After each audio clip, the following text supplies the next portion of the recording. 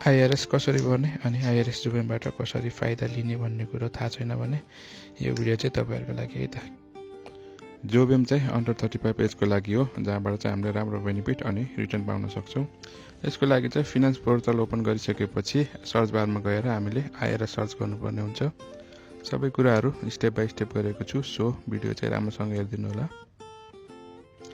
यदि मोबाइलबाट भर्दै हुनुहुन्छ भने मोबाइलको स्क्रिन चाहिँ रोटेट गर्नुपर्ने हुन्छ।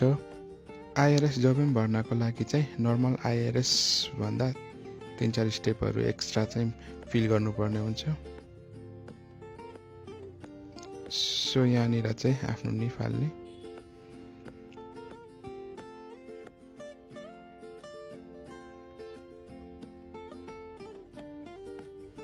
त्यसपछि 4 नम्बर अप्सनमा गएर आफ्नो डकुमेन्टमा आफू म्यारिड अनम्यारिड के छ त्यसमा क्लिक गर्नुपर्ने हुन्छ। त्यसपछि सिधै 8मा गएर कन्टिन्युमा क्लिक गर्ने। एजुरेस र मदिराको लागि पनि छुट्टै अप्सन छ। त्यसपछि 9मा जाने, ब्याङ्क एकाउन्ट हालेर कन्फर्म क्लिक गर्ने अनि 10मा गएर फर्स्ट डिक्लेरेसनमा क्लिक गर्ने है त। अब सिमुलेटमा गएर हेर्ने है त। यो चाहिँ मेरो नर्मल आइआरएस गर्दाखेरि आएको फाइन हो, टु बी पेमा छ।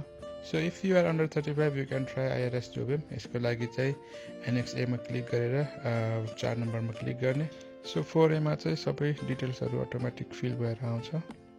त्यसपछि सिधै तल स्क्रोल डाउन गरेर F1मा गएर एडिसनल लिङ्कमा गएर आफ्नो निफ नम्बर हाल्ने अनि अर्को बक्समा चाहिँ यस क्लिक गर्नुपर्ने हुन्छ।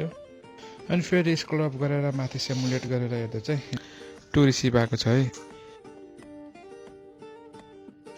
यसरी सजिलैसँग तपाईँहरूले पनि आइआरएस जोबेम भर्न सक्नुहुन्छ है त। Thank you so much.